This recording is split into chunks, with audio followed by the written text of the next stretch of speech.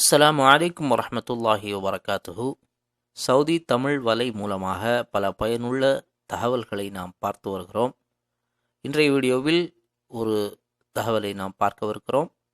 வாங்க வீடியோக்குள்ளாடி போகலாம். இந்த வீடியோவில் எஸ்டிசி பேல ஒரு டிஜிட்டல் கார்டு எப்படி நாம் வாங்குறது அப்படிங்கிறது தான் இந்த வீடியோவில் பார்க்க போகிறோம்.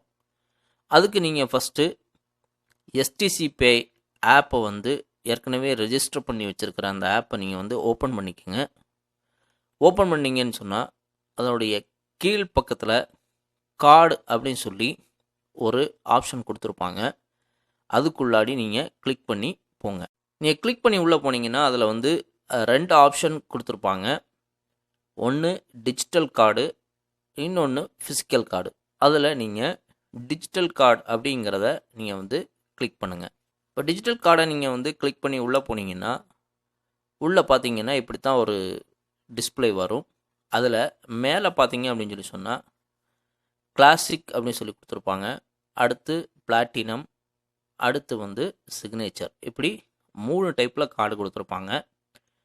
உங்களுக்கு இந்த கிளாசிக் கார்டு மட்டும்தான் ஃப்ரீயாக கிடைக்கும். மற்றபடி பிளாட்டினம், சிக்னேச்சர்லாம் அவங்க ஒவ்வொரு ரேட்டு ஃபிக்ஸ் பண்ணிருக்கிறாங்க. அந்த ரேட்டு கொடுத்து தான் வாங்க முடியும்.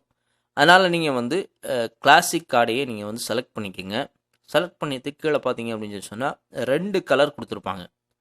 ஒன்று வயலட் கலர் கொடுத்துருக்குறாங்க, இன்னொன்று பச்சை கலர். இதில் என்ன கலரில் உங்கள் டிசைன் வேணுமோ அதை நீங்கள் செலக்ட் பண்ணி ஸ்வீப் பண்ணி எடுத்துக்கலாம். இப்போ நீங்கள் கார்டை செலக்ட் பண்ணிவிட்டு நீங்கள் எந்த கார்டு பச்சை கலர் கார்டு வேணுமா அல்லது வயலட் கலர் கார்டு வேணுமா அப்படிங்கிறத நீங்கள் செலக்ட் பண்ணிவிட்டு கீழே இருக்கக்கூடிய செலக்ட் பட்டனை நீங்கள் கிளிக் பண்ணிடுங்க. நீங்கள் செலக்ட் கொடுத்த உடனே நேம் ஆன் கார்டு அப்படின்னு சொல்லி கேட்கும். ஏற்கனவே நீங்கள் நேம் கொடுத்துருக்கிறதுனால டைரெக்டாகவே நேம் அதில் வந்துடும். அதுக்கு கீழே பார்த்தீங்க அப்படின்னு சொன்னால் I agree to the terms and conditions அப்படின்னு சொல்லி கீழே கொடுத்துருக்குறாங்க. நீங்கள் அந்த பட்டனை இழுத்து விட்டுட்டு கீழே இருக்கக்கூடிய கண்டினியூ பட்டனை கிளிக் பண்ணுங்கள்.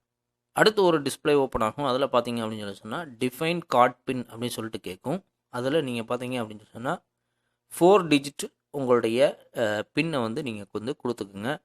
கொடுத்துட்டீங்க அப்படின்னு சொன்னால் அதுக்கு அடுத்து ரீஎன்டர் பின் கேட்கும். அதே பின்னை நீங்கள் திரும்ப கொடுங்க.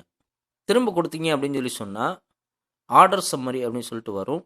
கார்டு ஃப்ரீ அப்படின்னு சொல்லி காட்டும். உங்களுடைய நேம் காட்டும். அதே கீழே நீங்கள் கன்ஃபார்ம் கொடுத்துக்குங்க.